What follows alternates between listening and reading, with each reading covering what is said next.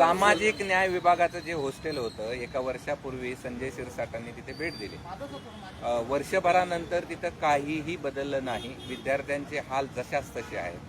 ते म्हणतात की 5 कोटी रुपये दिलेत, कॉन्ट्रॅक्ट निघालंय, पण वर्षभर का काही झालं. खरं तर सामाजिक न्याय विभागाला आता सामाजिक अन्याय विभाग नाव दिलं पाहिजे. स्वतः मंत्री झाल्यानंतर मोठ्या थाटामध्ये संजय शिरसाट माननीय सामाजिक न्याय मंत्री यांनी या वसतिगृहाला भेट दिली होती. या वसतिगृहाची स्थिती अजून दयनीय झालेली आहे. त्यांनी सांगितलं 5 कोटी रुपये देतो, त्याच वेळेस म्हटलं होतं जसं आता त्यांच्या घरातल्या बॅगमधून आणून देतात. परंतु ठीक आहे, सरकारचे 5 कोटी येत असताना अजूनही याची दयनीय स्थिती नाही तर अतिदयनीय झालेली आहे. विद्यार्थ्यांच्या जेवणात पाल निघाली परवा. याच्यापेक्षा दुर्दैव काय असू शकतं. पाल म्हणजे किती विषारी असते. आणि म्हणून हे मंत्री फक्त बोल घेवडे आहे, हातात काय कारभार चालू याच्याशी देणं घेणं नाही, अशा प्रकारची स्थिती आहे. अधिकाऱ्यावर नियंत्रण नाही. अधिकारी बेमुरवत खोर झालेले आहेत. मंत्र्यांनी किती आदेश द्या, अधिकारी कोणाला विचारत नाही, अशा प्रकारची स्थिती आताच्या घडीला आहे. सोलापुरामध्ये शरद पवार यांची राष्ट्रवादी आणि शिंदे यांची शिवसेना या दोघांची युती झालेली आहे आणि ही युती भविष्याची नांदी ठरणार असं राष्ट्रवादी काँग्रेस प्रदेशाध्यक्ष शशिकांत शिंदे यांनी सांगितलं. मला याच्यातलं काही जास्त माहिती नाही, परंतु पवार साहेबांनी तर स्पष्ट सांगितलेलं आहे की भाजप सोडून कोणाबरोबर जा असं त्यांच्या पक्षाने सांगितलेलं आहे. त्यामुळे तसं ते गेले असतील तर त्यांच्या पक्षाची ती भूमिका असेल तर त्याला मला असं वाटत नाही की आम्ही काही बोलावं त्या विषयात. पण ते एक नवी नांदी आहे असा शब्द उच्चार म्हणजे महाराष्ट्रातलं आत्ताच्या घडील तरी शिंदे आणि भाजप एकच आहे. आत्ताच्या घडी भविष्यात काय होईल माहिती नाही. परंतु राष्ट्रवादी काँग्रेसच्या पदाधिकाऱ्यांना याच्याविषयी काही अति माहिती किंवा अति काही घाई असेल तर याची माहिती माझ्याकडे तरी नाही. मालवणमध्ये निवडणुकीआधी ती शिवसेना आणि भाजपमध्ये संघर्ष शिगेला पोहोचलाय. निलेश राणे हे भाजपच्या कार्यकर्त्याच्या घरावर गेले, तिथे रेड केली आणि पैसे पकडले आणि हेच पैसे निवडणुकीत वापरात आहेत असं सांगितलंय. दोघेही सत्ताधारी पैसे वाटपावरनं भिडत आहे. आता नितेश राणे मालवणमध्ये गेले. खरं तर त्यांनी त्यांच्या दुसऱ्या भारतीय जनता पार्टीचे नेते निलेश राणे यांनाच याचा जबाब विचारायला पाहिजे होता. घरातच दोन्ही पक्ष आहेत त्यांचे आणि आता एकमेकाची बदनामी करायला दोघेच राणे बंधू निघालेले आहेत. मला वाटतं राणे साहेबांसमोर, माननीय नारायण राणे साहेबांसमोर निश्चित आताच्या घडीला हे आव्हान असू शकतं. पंकजा मुंडे असं म्हणाल्या की ही लाडकी बहीण योजना ही माझी मुळात संकल्पना आहे. हे वादाची लढाई सुरू झाली. यामुळं सरकार आलं आणि पुढं काय झालं. सरकार आलं लाडकी बहीणमुळं असं म्हणणं अयोग्य असं मला नाही म्हणायचं. परंतु जर तुमची योजना होती तर आता ती ज्यांनी अंमलबजावणी केली, शेवटी जो अंमलबजावणी करतो त्याला श्रेय मिळत असतं. उद्या कोणी काही माझ्या मनात हे होतं लाडकी बहीण म्हणून सरकारने केलं मी म्हणायलाही काही अर्थ नसतो. ज्यांनी केली त्याला लोक बोलत असतात, त्याच्या श्रेय देत असतात किंवा शिव्यासुद्धा देत असतात. म्हणून असं तर पंकजाताईंची योजना असेल, पंकजाताई मोठ्या विजनरी लीडर आहेत, परंतु त्याची अंमलबजावणी का नाही झाली हा एक प्रश्न आहेच. दादा भुसे असं म्हणाले की एकनाथ शिंदे हे पुन्हा मुख्यमंत्री होणार. कुठून होणार? भारतीय जनता पार्टीत गेले तर होतील असं दिसतंय. कारण अमित शहा यांनीच काल परवाच मागच्या आठवड्यात सांगितलेले कुबड्याशिवाय आता आम्हाला उभा राहावं लागेल 29ला. याचाच अर्थ 29ला काही हे सोबत नसणार आहे आणि म्हणून हे सोबत नसणार. एक तर यांना भारतीय जनता पार्टीमध्ये जावं लागेल का, यांचा पक्ष तेवढा नाही होणार की 150 जागा जिंकेल. त्यामुळे दादा भुसे मला असं वाटतं कोणत्या तरी दिवा स्वप्न बघतात असं मला तरी वाटतं. बिबट्याचा विषय महत्वाचा म्हणजे चर्चेत जास्त आहे महाराष्ट्रात. 21 बिबटे पिंजऱ्यामध्ये आहेत, ते सोडायचे कुठे असा वन विभागाच्या समोर पेच प्रसंग आहे.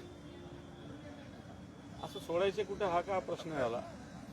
याच्यासाठी अभयारण्य आहे, फॉरेस्ट विभागाच्या अनेक ठिकाणी अशा पद्धतीने सोडता येतं.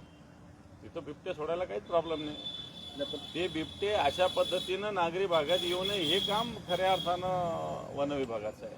बरं, बाकी बिबट्यांसाठी मला असं वाटतं अभयारण्य आपल्याकडे मोठ्या प्रमाणावर आहे, चांगल्या प्रमाणावर आहे, तिथे ते सोडावं लागतात. ते प्रश्न काय 23 काय फार मोठे अशातले काही भाग नाही. वाघ राहतात, सिंह राहतात, तर बिबटे काय अवघड काम. तुम्ही जे ट्विट केलेलं आहे त्याच्यामध्ये तुम्ही फोटो ट्विट केलाय सोनिया गांधी आणि एकनाथ शिंदे यांचा.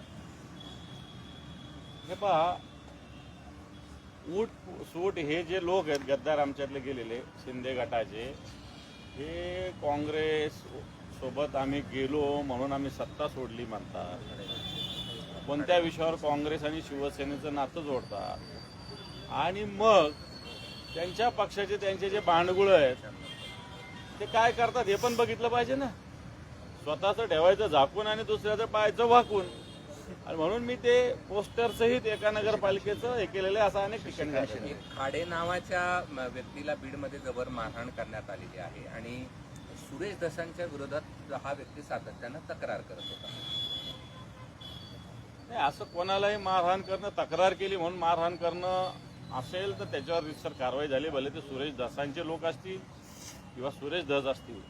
तक्रार करणं काय गुन्हा आहे, पाप याच्यातला भाग नाही. कोणी करू शकतं. उद्या मी करू शकतो किंवा माझ्या विरुद्ध कोणी करू शकतो. म्हणून काय त्याच्यात फार मारहाण करावी असं मला वाटत नाही. ज्यांनी केली असेल त्याच्यावर सत्ताधारी पक्षाचा असला तरी. खाडे हे राष्ट्रवादी शरद पवारचे नेते आहेत. मी काय म्हणतो, सामान्य माणूस असेल, नेते सोडू दे, असेल नाही तर नसेल, पण सामान्य माणूस जरी असला तरी त्याचं संरक्षण, जीविताचं संरक्षण करणं हे सरकारचं, पोलिसांची जबाबदारी आहे. जो कोणी त्या खाडेवर अशा पद्धतीनं हात उचलत असेल त्याच्यावर कारवाई करावी. शशिकांत शिंदेचं एक वक्तव्य आहे, शरद पवारांची राष्ट्रवादी आणि शिंदेच्या शिवसेनेची युती ही भविष्याची नांदी ठरेल. ऍक्च्युली कुर्डवाडीमध्ये त्यांनी ही युती केली, पण आता ही भविष्याची नांदी आहे दोन पक्षांची. बोललो त्याच्याविषयी. बोललो तुमचा जो अजिंक्य तारा बंगला आहे हो, तो इथल्याच मंत्री म्हणजे संजय शिरसाट यांना मिळालेला आहे. नक्की आहे म्हणा. नाही काय हरकत नाही. त्याला काय ती प्रोसेस आहे प्रशासन विभागाची. मी तसा रीतसर तो फॉर्मॅलिटी म्हणून बाकी सोडायचा, तसा मी रीतसर ऑलरेडी सोडलेला आहे. त्याच्यामुळे मिळालं तर काय त्याच्यात काय विषय. अजिंक्य ताराचं काय खासियत आहे ते रेसिपी माहिती? मला असं वाटलं की पुढच्या विरोधी पक्ष नेत्याला तो मिळायला पाहिजे होता, तो मंत्र्याला दिला गेला. हे विरोधी पक्ष नेते होतील का? नाही असं मला म्हणायचं नाही, परंतु या अधिवेशनाच्या आसपास जर विरोधी पक्ष नेता झाला असेल त्याला तो मुद्दा बंगला हँडओव्हर झाला असेल तर चांगला. पण ठीक आहे, प्रशासनातली बाब आहे ती. मी ऑलरेडी तसा पाहायला गेला तर तो बंगला ऑलरेडी सोडलेलाच आहे मी, फॉर्मॅलिटी म्हणून. बाकी आहे मला असं वाटतं काही हरकत नाही. पण तो विरोधी पक्ष नेत्यासाठी तो सेव्ह ठेवला पाहिजे होता असं तुमचं मत आहे? हो, माझं असं मत. राज्यात शिंदे सेनेसाठी जुळून घ्या असं केंद्रीय भाजप नेत्यांनी राज्यातील नेत्यांना सांगितलेलं आहे.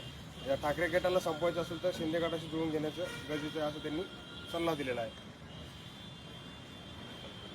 मला असं वाटतं भारतीय जनता पार्टी असा सल्ला कधी देणार नाही. इथलं आपल्याकडे उदाहरण आहे अनेक ठिकाणचं. शिंदे गटाचे लोकांना भारतीय जनता पार्टीत आमिष देऊन ओढलं जात आहे. इथला नगराध्यक्षाचा उमेदवार प्रचार करत असताना गेला दात दुखतं म्हणून आणि भारतीय जनता पार्टीत प्रवेश केला त्याने. भारतीय जनता पार्टीला पाठिंबा डिक्लेअर केला. नाही, पण ते असं म्हणतात की मुंबईतील ठाकरेची ताकद जर संपवायची असेल तर मग शिंदे गटाला सोबत घ्यावं लागेल. म्हणजे त्याचा अर्थ सोयीच्या गोष्टी आहे ना. जिथं गरज आहे तिथं वापरायचं, जिथं गरज नाही तिथं सोडायचं, असा त्याचा अर्थ घेता येईल. करायचं तर सगळीकडे मनापासून केलं पाहिजे. मंत्री शिरसाट आणि जंजाळ यांच्यामधला वाद विकोपाला गेला दिसतं. रात्री उपमुख्यमंत्र्यांची ती सगळी भेट घेतली, पण तो काही वाद मिटला असं दिसत नाही. असं सांगितलं जातंय की पुढच्या काही दिवसात म्हणजे या निवडणुका झाल्यानंतर त्यावर त्यांचे पुत्र खासदार चर्चा करतील. त्यांचा अंतर्गत प्रश्न आहे. मी काय त्याच्यात बोलत नाही. मला काही शिरसाटांशी घेणं नाही, जंजाळशी काही घेणं नाही.